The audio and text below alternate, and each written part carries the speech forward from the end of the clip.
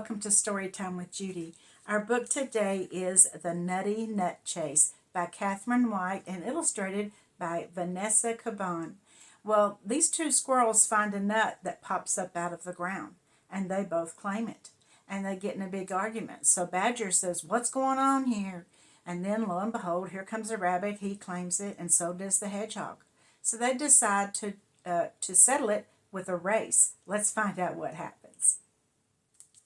Hickory was making rude faces at Pecan when the strangest thing happened. Pop! A shiny brown nut suddenly burst up from the ground. It wobbled and shook, wibbled and quivered, then lay there, teasingly delicious.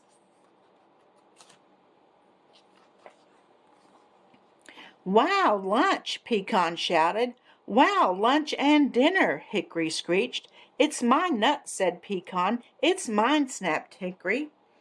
"Who's making that noise?" shouted Badger. "I'm trying to sleep." All the animals came out to see what was happening. "My nut!" Pecan shouted. "It's mine!" yelled Hickory. "I saw it first." "Did not!" "Did so!" "Box his ears!" shouted Little Rabbit. "Certainly not. Boxing ears doesn't solve problems," said Badger firmly. "Oh," said Littlest Rabbit, disappointed, "then bop his nose."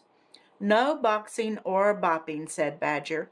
"There will be a competition and the winner will get the nut." "I know," said Hedgehog. "The prickliest wins the nut." "But you're the prickliest," said Pecan and Hickory. "So I am," said Hedgehog, delighted. "I win. I get the nut." "Cuddliest gets the nut," said Littlest Rabbit. "I win." "Enough," said Badger. "We will have a race. First to reach the post wins." "Hooray! A race!" everyone cheered. Blackbird whistled the start of the race. They were off.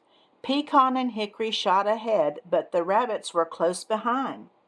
Hedgehog tried to run, but only managed to waddle. In a huff, he curled himself into a ball and rolled full speed down the slope. Littlest Rabbit looked back to see a prickly ball spinning towards them. "Look out!" he called. Too late.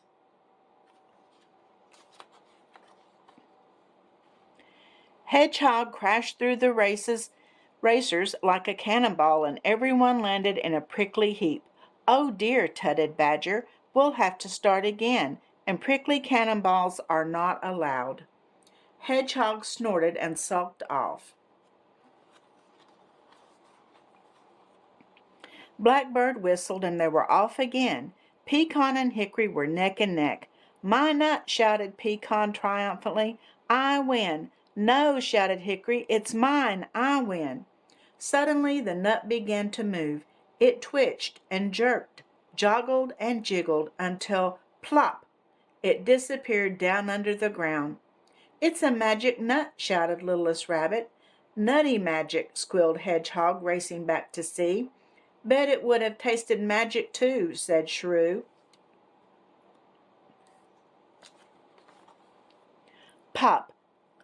The nut sprang up, right in front of Shrew. "Quick, grab it!" shouted Littlest Rabbit. All the animals shot across the grass, rolling and shrieking, jumping and hopping, banging and bopping into each other. "I've got it!" shouted Hedgehog, but the nut vanished again. "That's my nose!" Shrew squeaked.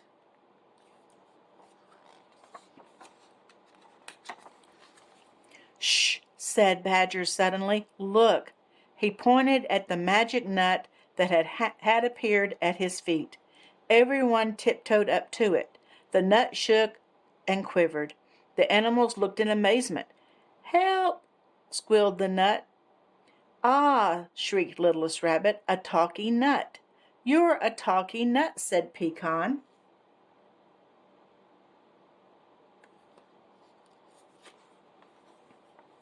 Pecan and Hickory bent down and pulled and tugged, yanked and wrenched at the nutshell with all their might. Pop! Out flew the nutshell, sending Pecan and Hickory rolling backwards, and there, where the nut had been, was Mole.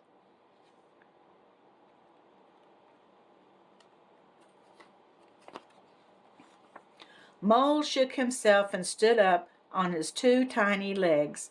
"Thanks," he said. "I thought I would be stuck in that nutshell forever." Littlest Rabbit put the empty shell on his head. "It makes a great hat," he giggled. "That looked like the tastiest nut ever," groaned Pecan and Hickory. "There's plenty more where that came from," chirped Mole, and he disappeared underground. Suddenly, shiny nuts began popping up all over the place. "There's enough for everyone," Mole chuckled. "Magic!" shouted Hickory. "Magic!" shouted Pecan.